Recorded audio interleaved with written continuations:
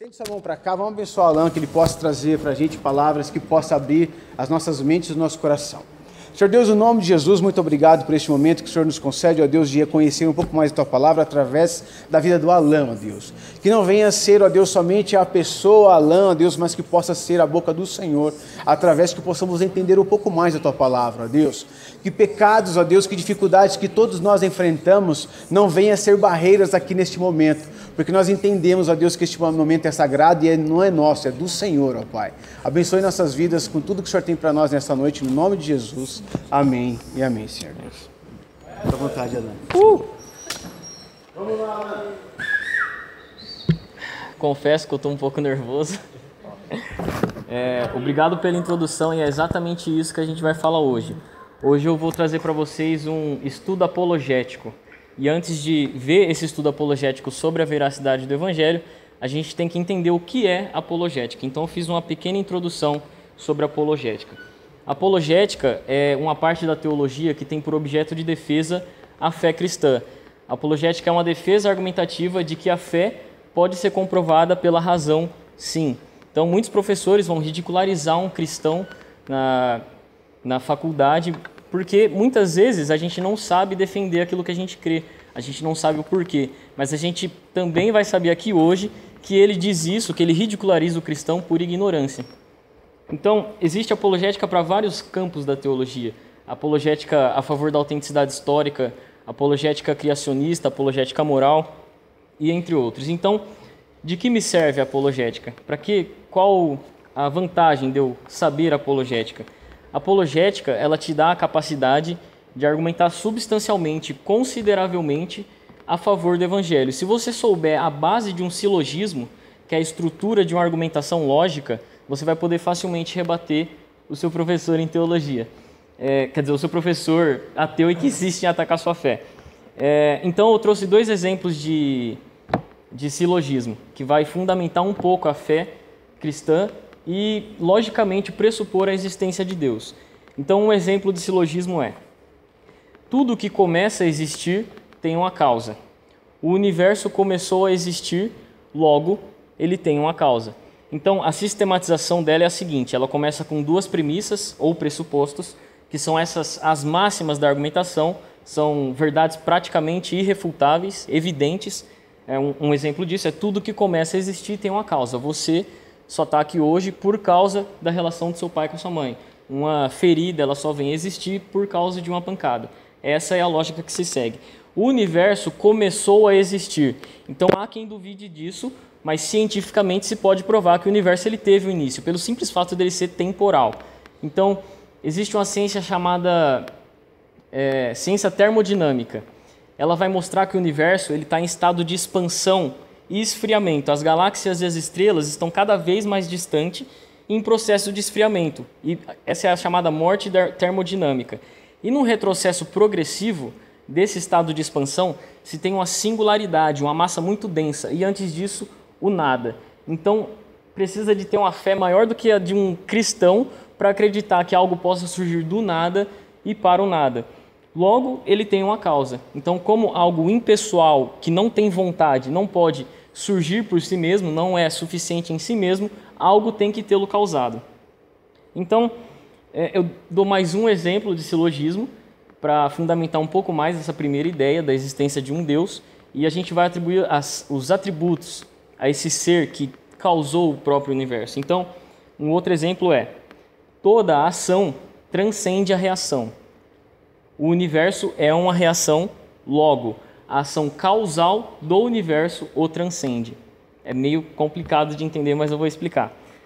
A palavra transcender traz consigo a ideia de ir além, de ultrapassar, de superar. Então, toda ação transcende a reação. Um exemplo disso é eu e meu óculos. Eu tenho uma particularidade com esse óculos. O óculos é material, eu também sou material. O óculos ele tem o aspecto espacial, ele ocupa um lugar no espaço, eu também tenho um aspecto espacial. Porém, eu tenho um aspecto biótico. Eu nasço, cresço e morro. O óculos não faz isso. Eu tenho um aspecto da pessoalidade, do querer. Eu tenho vontade própria. O óculos não. Então, em determinados aspectos, eu transcendo o óculos. E para que ele tenha vindo a existir, algo que o transcenda tem que tê-lo causado. Ficou entendível essa explicação? Então tá bom. Logo, a ação causal do universo o transcende. Então essa é a conclusão que se segue logicamente pelas premissas. Então, o que originou o universo é maior, vai além do próprio universo. Então, vamos atribuir agora as características daquilo que ultrapassa os atributos do próprio universo. O universo é temporal. Para transcendê-lo, precisaria de ser atemporal. O universo, ele é impessoal. Pessoalidade tem a ver com vontade, com querer. Para transcendê-lo, precisaria de ser pessoal.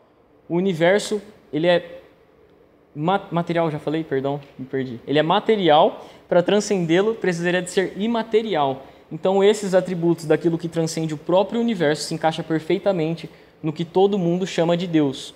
Então, essa é uma pequena introdução do que é apologética, é essa defesa racional de que um Deus criador existe.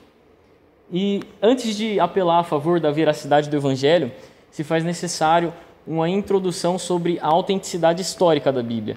Porque se ele não crê que existe um Deus, já foi explicado, mas se ele não crê nas Escrituras, muito menos que Jesus é o Filho de Deus. Então, uma pequena introdução. O que é a crítica histórica? Quer dizer, a crítica textual.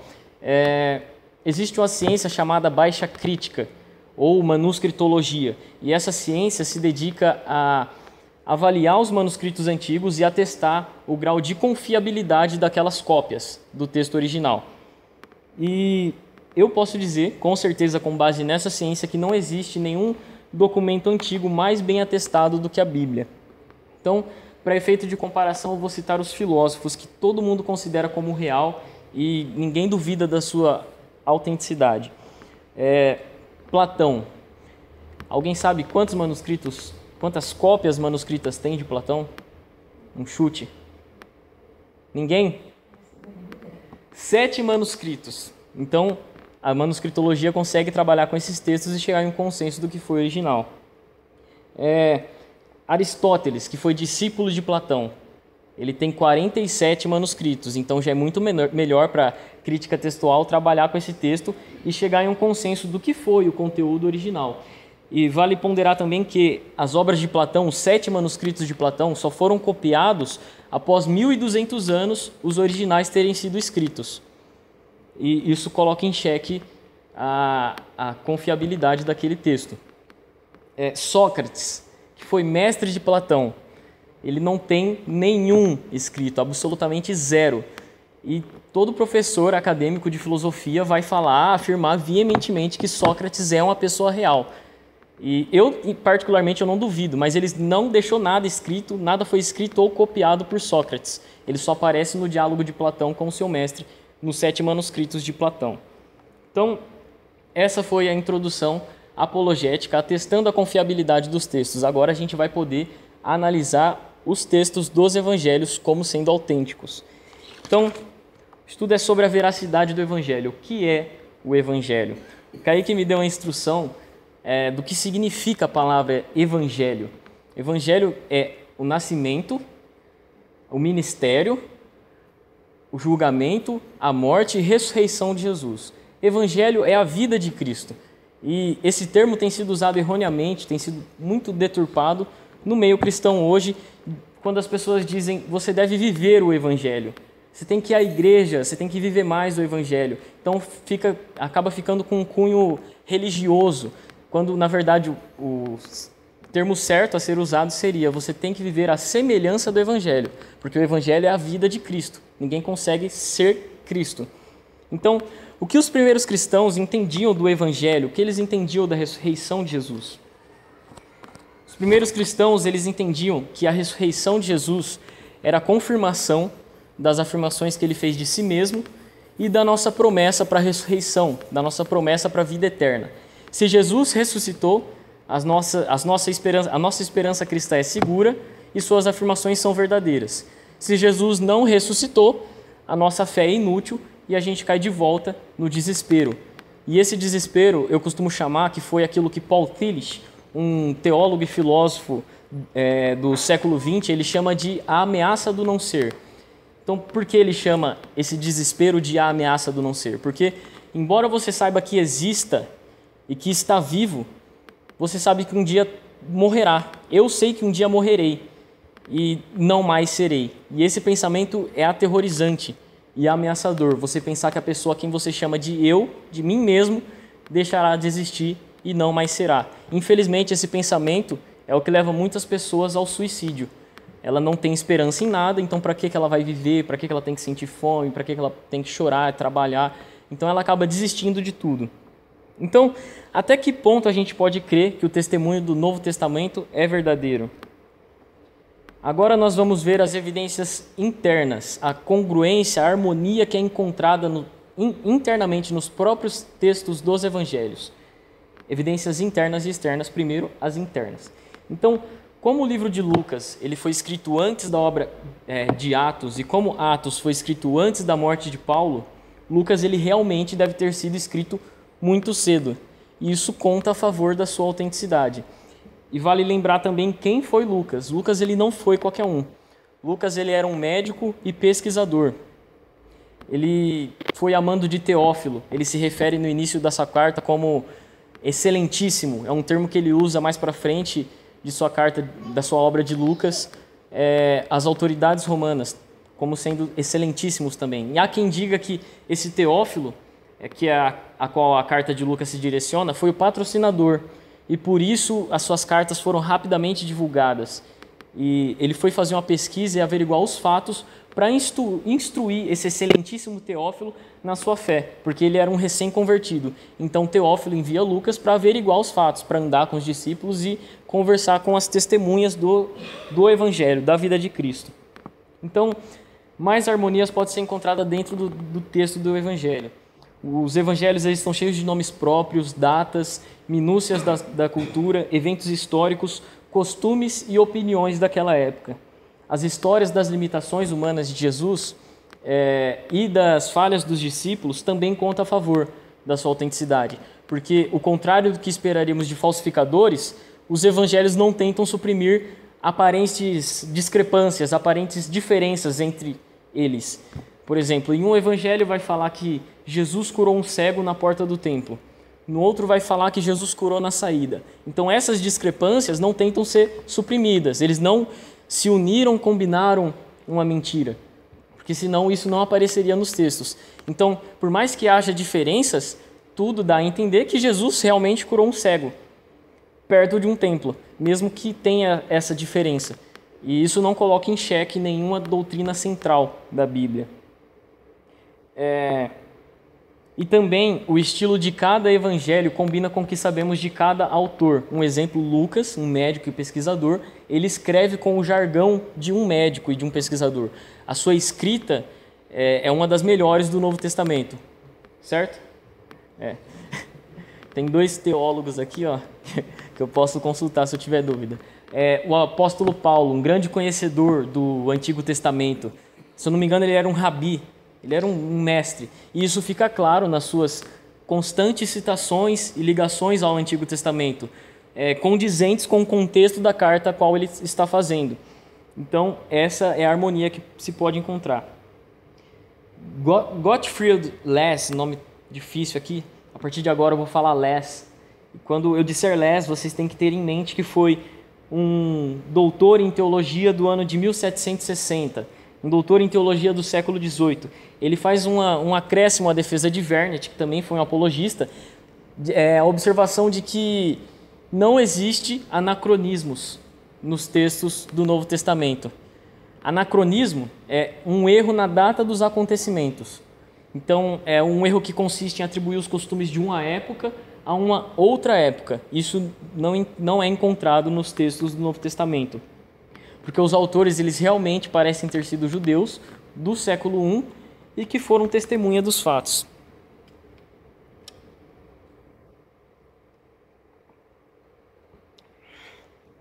Essas são as evidências internas. Agora eu vou às evidências externas, que eu considero as mais relevantes, porque se você quer convencer uma pessoa da autenticidade do livro da Bíblia e ele não confia no livro da Bíblia, mais vale os testemunhos extra-bíblicos para comprovar a sua autenticidade.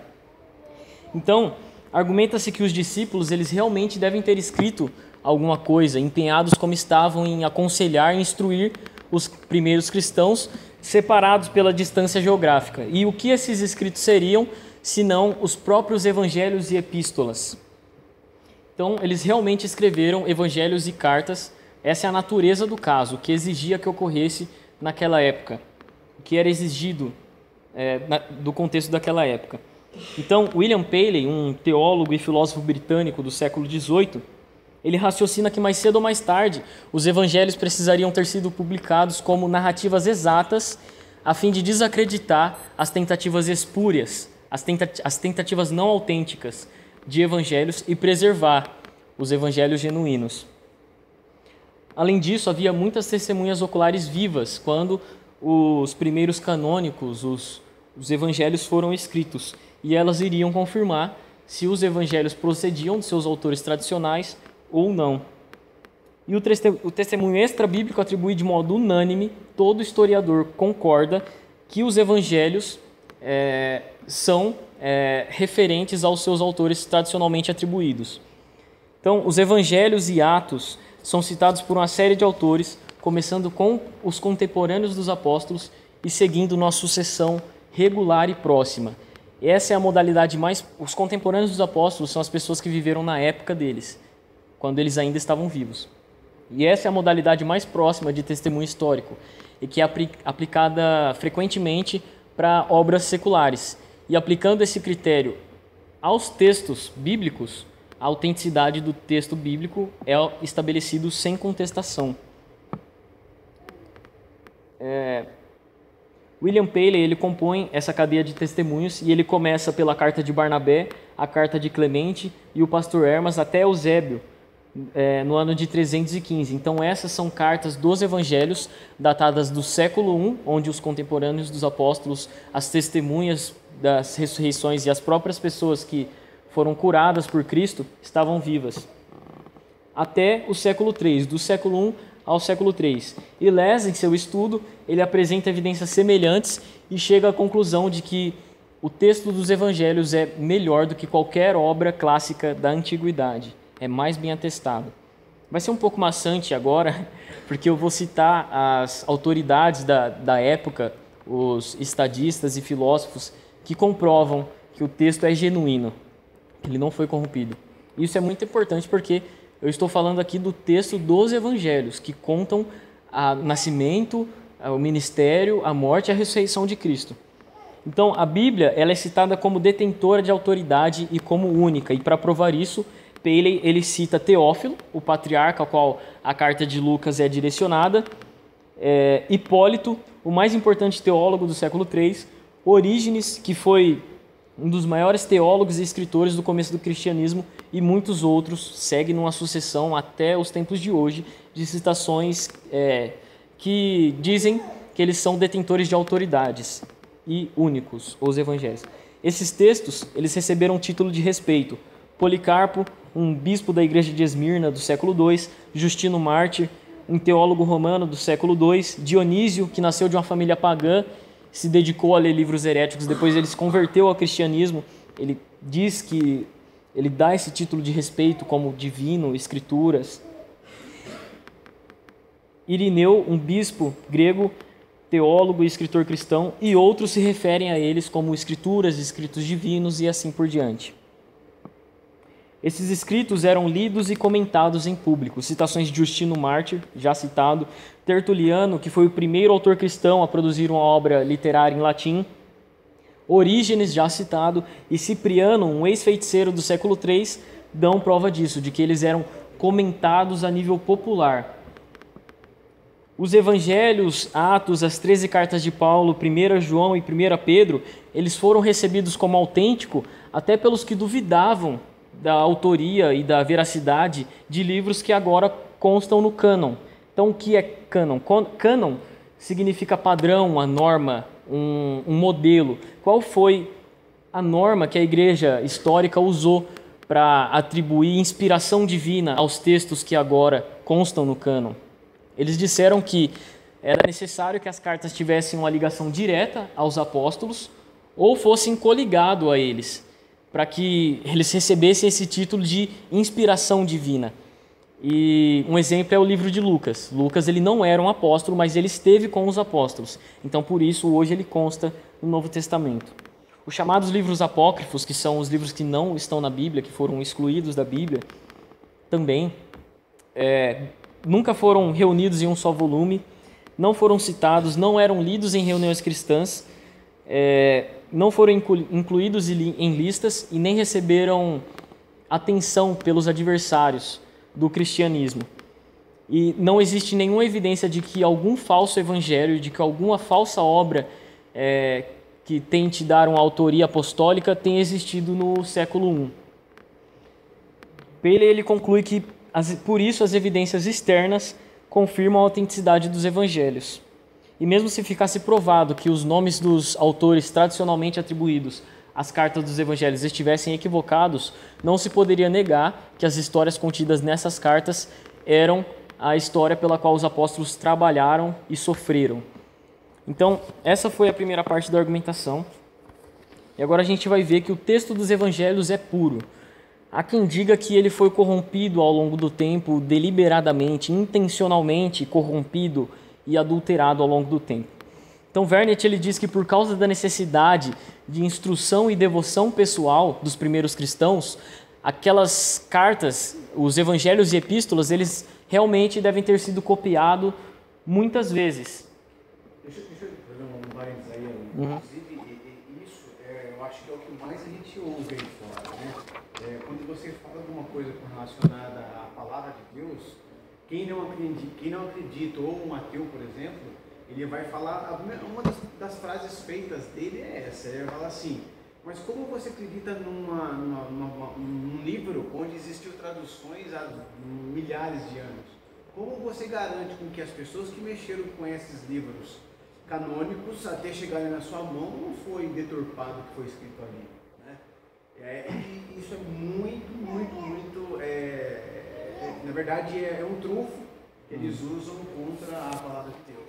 É interessante a gente saber a veracidade de como o Senhor se mantém a palavra exatamente fiel desde o momento que aconteceu até os dias de hoje. Presta atenção que agora eu vou explanar um pouco sobre o porquê não foi alterado, porque ele é puro. Então, por causa da necessidade de instrução e devoção pessoal, esses escritos foram copiados muitas vezes, o que aumenta as chances da preservação do texto original. E, de fato, nenhuma outra obra antiga está disponível em tantas cópias e línguas, e mesmo assim concordando em conteúdo. A abundância de manuscritos em ampla distribuição geográfica só prova que o texto ele foi transmitido apenas com discrepâncias, com diferenças superficiais. Então, existe um grande opositor da fé cristã chamado Bart Ehrman. Ele vai dar de frente com o cristianismo a nível acadêmico. Ele é um atual agnóstico e antigo cristão e ele se desviou na academia. Então, o que ele vai falar? Ele vai falar que a gente não tem mais acesso aos textos originais e que existem muitos erros de cópias na Bíblia. Então, a gente tem que concordar com ele quando ele diz que a gente não tem mais acesso ao texto original. O papiro, os chamados autógrafos, escrito pelo próprio punho dos apóstolos, a gente não existe mais, porque como a gente viu aqui, pela necessidade de instrução, eles foram copiados muitas vezes. Então, quando você usa muito uma coisa, é natural que ela se desgaste. Então, não existe mais. E deixa eu escandalizar vocês como o William me escandalizou na palestra dele. Se vocês quiserem saber mais sobre a autenticidade histórica, eu vou estar disponibilizando um vídeo da palestra do William sobre a historicidade da Bíblia. Então, adivinhem, chutem, por favor, quantos erros existem nos manuscritos bíblicos? Não vale ninguém dali, ó. Chuta. Quantos erros de cópias? Vai, Tuco. Menos. Na lata, mentira. Ô, louco. Nossa, 500 mil erros de cópias. Mas isso o próprio Bart Ehrman diz em uma das edições de seu livro, que não afeta nenhuma doutrina central da Bíblia, esses erros. Porque são erros que consistem em trocar uma palavra por um sinônimo, Jesus Cristo por Cristo Jesus. Ou então é muito normal, quando todo mundo aqui já copiou texto de lousa na escola. É muito normal você pular uma linha. ou você copiar a mesma linha 2 vezes. Então, em uma outra edição do... Não, isso é só para quem está muito desatento mesmo, né? Ou ele diz assim, que não afeta nenhuma doutrina central em um de seus livros. E numa outra edição do livro atualizado, ele retira essa observação, a fim de desacreditar a pureza dos textos. Isso daí todo mundo sabe o que é, porque o pessoal está craque em pegar Google e fazer trabalho trocando as palavras, não é? Então você coloca o texto no Google e transfere tudo lá de uma forma diferente. É isso que ele está querendo dizer. É o que a gente faz na escola, na faculdade. É isso aí, né, André? Respirei água. Muitas vezes, quem copiava aqueles... Muitas vezes, quem copiava aqueles manuscritos... Calma. Parei. Tá. Nossa, vai ter um corte muito grande.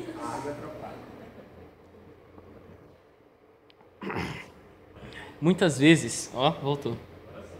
Quem copiava aqueles manuscritos não sabia a própria língua que estava copiando. Eram monges responsáveis. O trabalho deles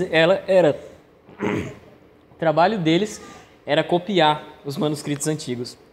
Então, os evangelhos eles não poderiam ter sido corrompidos diante dos cristãos ortodoxos. E contra a ideia de que ele pode ter sido deliberadamente, intencionalmente corrompido, argumenta-se simplesmente que ninguém poderia ter corrompido todos os manuscritos.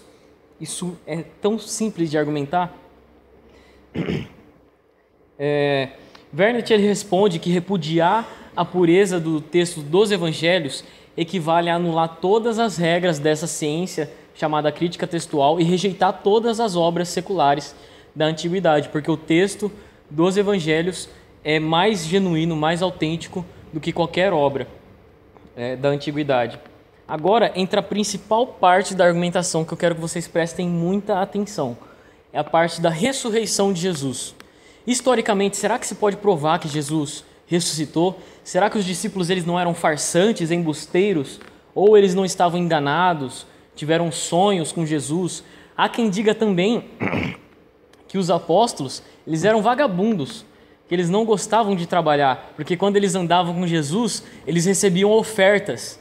E realmente, fala na Bíblia que eles tinham uma bolsa de ofertas. Mas aí eu pergunto, quem é que ia inventar uma religião para receber dinheiro em troca de perseguição, tortura e morte? E a gente vai ver isso daqui mais para frente.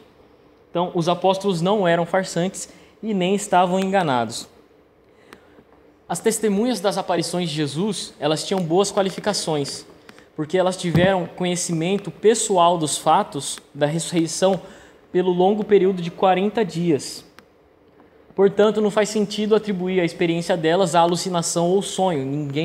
Isso é um fato observável, que ninguém fica alucinado durante 40 dias. Só se todo dia ele tomar um alucinógeno. Isso é impossível. Além disso, os discípulos eles não eram entusiastas religiosos, porque isso fica evidente em suas atitudes frias e equilibradas, mesmo em situações extremas de perseguição. Então, os apóstolos, diante dos tribunais, eles sobriamente não negavam a fé. Eles conseguiam instruir cristãos, mesmo presos, através de cartas. Thomas Sherlock, um apologista britânico, ele responde à acusação de que a evidência da ressurreição consiste no testemunho de mulheres tolas, as mulheres que viram o túmulo vazio. E ele responde a isso simplesmente lembrando que elas tinham olhos e ouvidos para relatar com exatidão o que haviam experimentado. E longe delas serem incrédulas, longe delas acreditarem, elas na verdade duvidavam. Ninguém esperava que o Messias viria, morreria numa cruz e ressuscitaria. Todo o povo daquela época duvidava da ressurreição. E por último, ele acrescenta que o testemunho dos homens não perde em nada com o acréscimo do testemunho das mulheres. Isso, é claro, é só uma questão de apologética, ele não está sendo nem um pouco feminista aqui. Ele só está dizendo que quanto mais testemunhos, melhor. Então, ele responde também à acusação de que as aparições de Jesus são resultados de entusiasmo religioso, ou seja, alucinações, argumentando que essa teoria fracassa por várias razões, e ele dá 4 motivos do porquê eles não estavam alucinados. Em primeiro lugar, não foi só uma pessoa que viu Cristo, mas foram muitas. Em segundo, elas o viram não separadamente, não cada um em sua casa, mas elas viram Jesus ressurreto juntas. Em terceiro lugar, elas o viram não somente uma vez, mas várias.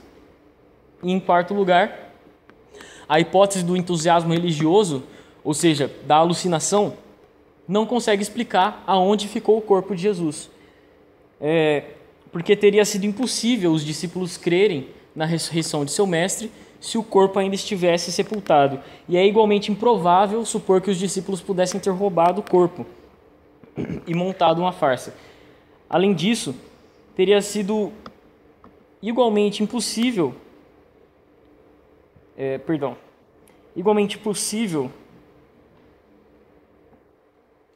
o cristianismo crescer em meio os seus opositores, porque as autoridades judaicas certamente teriam mostrado o corpo como a resposta mais rápida e definitiva para toda aquela questão. Mas o máximo que elas puderam fazer, o máximo que as autoridades romanas puderam fazer, foi alegar que os discípulos haviam roubado o corpo do sepulcro. Por isso, a hipótese do entusiasmo religioso, a hipótese de que eles estavam alucinados, por não conseguir explicar o túmulo vazio, acaba voltando para a hipótese da conspiração, de que eles haviam roubado o corpo, e que, lembra William Paley, tem sido abandonado no meio acadêmico em vista da óbvia sinceridade dos apóstolos, bem como do seu caráter e dos perigos pelos quais passaram ao proclamar a ressurreição.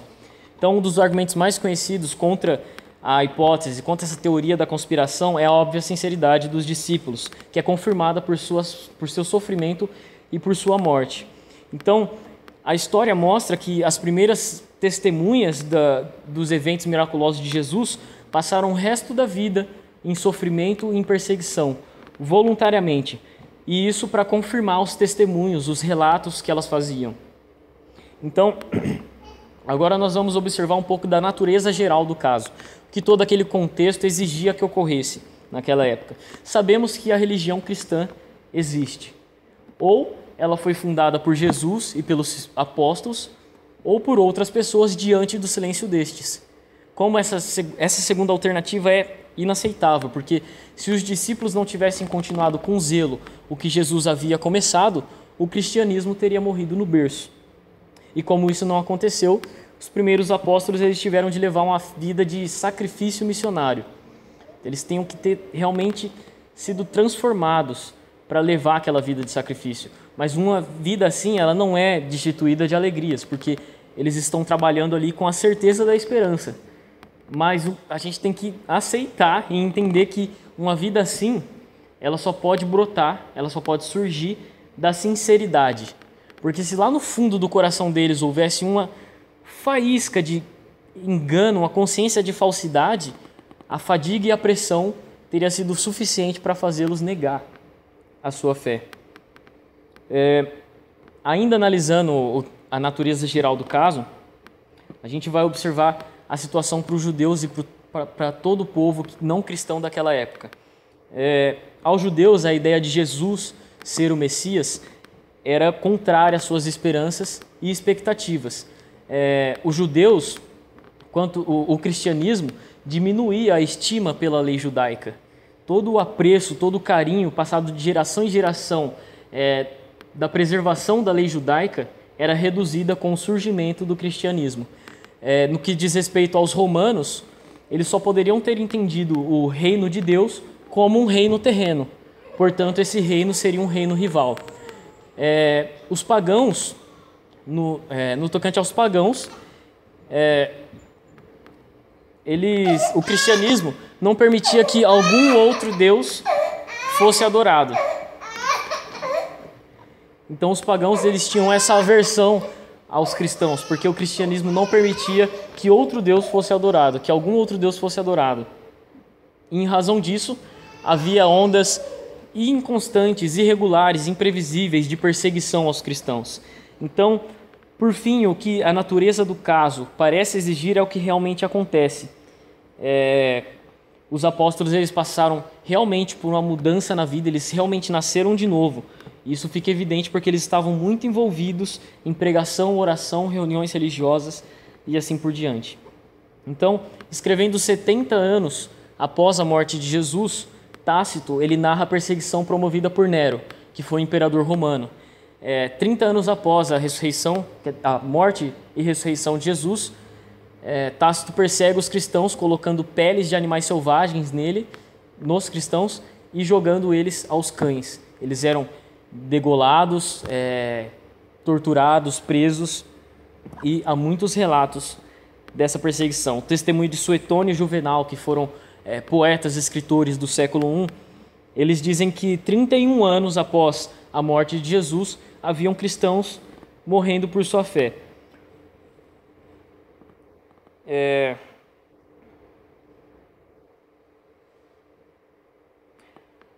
Texto de Plínio, que foi um escritor, historiador, gramático, administrador e oficial romano, deixa isso claro, ele não é qualquer um.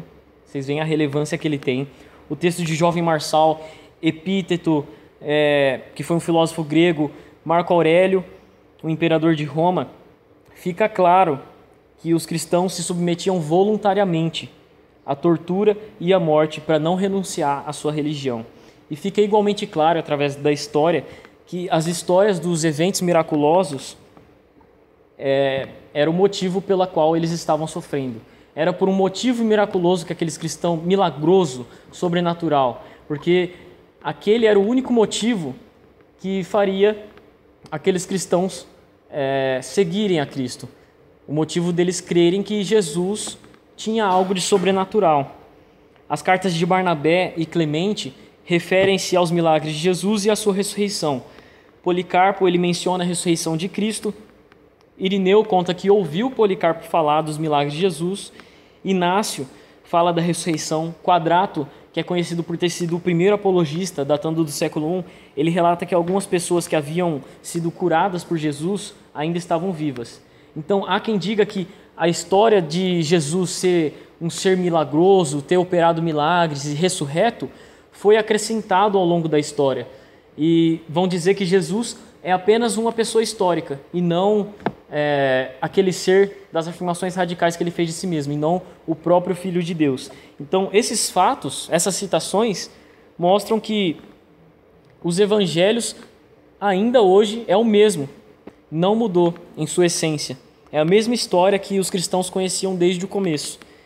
E a ressurreição de Jesus sempre fez parte da história. Então, uma vez que há bastante prova de que o relato dos evangelhos provém de seus autores apostólicos, conclui-se que as histórias dos evangelhos têm que ser verdadeiras. Então, William Paley ele faz uma pergunta interessantíssima e muito relevante. E essa é uma pergunta que você pode anotar e, inclusive, decorar ela para falar para uma pessoa descrente. E ele diz assim: será que pessoas nessas circunstâncias dizem ter visto o que não viram, afirmam fatos que não tinham conhecimento, saem por aí mentindo para ensinar virtudes, e apesar de estarem convictas de que Cristo era impostor e de terem visto na crucificação o resultado de sua fraude, insistem em levar a história adiante, trazendo assim sobre si, e em troca de nada, e com pleno conhecimento das consequências, inimizade, ódio, perigo e morte? Então, será que pessoas naquelas circunstâncias a quais os apóstolos estavam submetidos mentiriam em troca de nada? Então, o segundo argumento popular contra a ideia deles serem discípulos farsantes é que seu caráter impedia que eles fossem mentirosos. O teólogo Humphrey Dighton ele observa que os apóstolos foram pessoas simples e comuns, e não farsantes astutos.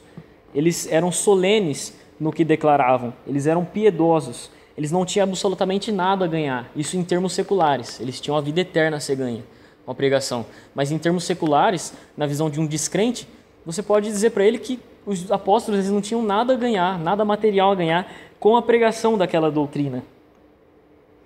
E além disso, eles haviam sido criados em uma religião com enormes diferenças da que eles estavam pregando. A ideia da morte e ressurreição do Messias aos judeus era particularmente estranha para eles. E isso depõe contra a possibilidade de eles terem tramado essa ideia, porque eles levavam muito a sério a possibilidade de vir um Messias. As leis judaicas contra engano e falso testemunho eram muito rigorosas, e isso serviria facilmente para fazê-los demover da fraude, fazê-los renunciar da fraude. E é evidente que eles eram sinceros no que proclamavam. Um terceiro argumento levantado pelos apologistas foi de que a ideia da conspiração é simplesmente ridícula. Então, Vernet, o apologista, ele crê ser impensável que um dos apóstolos pudesse sugerir aos outros que Jesus havia ressuscitado. Se tanto o apóstolo propoente, aquele que faz a proposta aos outros, como o todo apostólico, como todos os apóstolos soubessem que exatamente o contrário era verdade. Então, como é que esse apóstolo que fez a proposta dessa mentira iria conseguir conquistar o apoio dos seus amigos tão confusos para um empreendimento tão detestável? Então, imagine o quão absurdo é. Esse apóstolo chama os outros discípulos e ele faz a proposta. Ok, eis o plano. Roubamos o corpo do sepulcro, escondemos em algum lugar, depois voltaremos e contaremos uma história que provavelmente nos levará a ser mortos. Então, quem está comigo nessa? Isso é simplesmente absurdo, impensável. Então, é igualmente impensável crer que esses homens se levantariam dos tribunais para declarar a veracidade desse produto da imaginação. E diante do caráter desses homens, a pergunta que fica é: por que não crer no testemunho deles? Sem falar que uma conspiração para forjar a ressurreição de Jesus teria uma proporção tão grande que os apóstolos nunca conseguiriam êxito nesse plano conspiratório.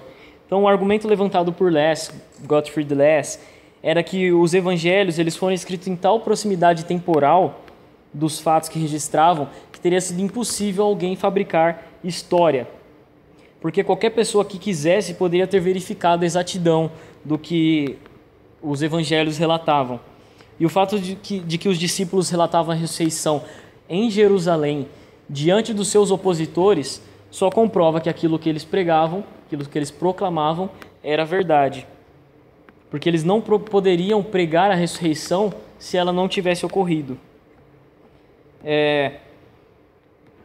Para os discípulos teria sido impossível roubar o corpo, porque a história contida no livro de Mateus de que havia guardas no túmulo é digna de crédito, porque os judeus tinham motivos e poderio militar disponível para vigiar o corpo. Sendo assim, os apóstolos eles não poderiam roubar o corpo do túmulo por causa dos guardas armados. Mas aí eles vão falar: os apóstolos roubaram o corpo quando os guardas estavam dormindo. Isso também é impensável, porque seria impossível eles removerem aquela pedra e roubarem o corpo sem acordar os guardas. Então, a última parte da argumentação já está chegando no final. A mudança radical dos discípulos mostra que eles estavam absolutamente convictos da ressurreição de Jesus. Eles deixaram as profundezas do desespero e da dúvida e passaram para uma alegre convicção.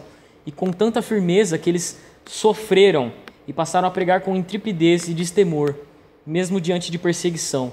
Eles foram valentes e fiéis no que eles proclamavam. Então, agora, o último parágrafo da argumentação sobre a veracidade do Evangelho é a afirmação de que a origem do cristianismo prova a ressurreição.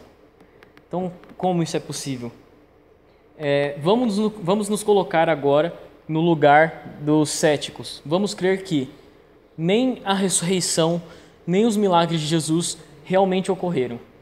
Como, então, um punhado de homens pobres, rudes e temerosos poderiam virar o mundo de pernas para o ar? Porque se Jesus não ressuscitou, a gente tem que crer que esse grupo pequeno de farsantes e semi-analfabetos superaram os poderes deste mundo e pregaram a doutrina inacreditável por toda a terra. E eles convenceram não somente um povo comum, mas também estadistas e filósofos de alto renome, de alta patente, como a gente pôde ver. E esses estadistas e filósofos adotaram essa pregação do Evangelho como verdade sóbria. Então, como um cenário assim simplesmente não é digno de crédito, a mensagem dos apóstolos tem que ser verdadeira. Então, por isso, os cristãos têm grande relevância no meio acadêmico. Por isso, você não precisa de ter vergonha de declarar a sua cristandade no meio acadêmico. Então, É isso, esse é o estudo. Eu sei que não é uma pregação, mas parafraseando com os dias de hoje, fazendo uma comparação, eu consegui fazer uma pequena aplicação. Os apóstolos, por crerem e saberem que Jesus é o Filho de Deus, o próprio Deus encarnado, eles tiveram as suas palavras como verdade, inexcusável, insubstituível, essencial para a vida. E por isso eles tiveram a sua vida radicalmente transformadas, metamorfoseadas ao ponto de se submeterem voluntariamente a torturas. Então, os apóstolos são a prova maior de que crer no Evangelho implica renúncias da carne, exageradas, demasiadas renúncias da carne. Porque aqui a gente pode observar um contexto absurdo. Eles creram no Evangelho e eles entregaram a sua vida por ele. A gente não entrega nem um domingo direito a Deus, quando os apóstolos entregaram a sua vida. Então eles são o exemplo maior de que crer no Evangelho implica mudança. E há quem diga, eu já ouvi isso, que por estarmos na era da graça, há alguns pecados que Deus perdoa, que Ele leva em consideração, que Ele não liga que pratiquemos, porque, afinal de contas, não é por aquilo que eu faço, e sim pelo que Cristo já fez por mim. E se você pensa assim, se nós caímos nesse pensamento muito ameaçador, a gente pode abandonar o Evangelho. E esse pensamento não é de um cristão genuíno. E se mesmo considerando a fé dos apóstolos, a autenticidade histórica da Bíblia e a veracidade do Evangelho, a gente ainda frequentemente continua caindo em pecado, a pergunta que fica é: será que realmente cremos no Evangelho? Será que verdadeiramente somos cristãos? E é claro que com isso eu não quero dizer que a fé em Cristo implica santidade, mas sim que a fé em Cristo implica santificação progressiva. Então, se eu cumpro a vontade de Deus, é em resposta amorosa pelo que Cristo fez por mim, e não o contrário. Amém?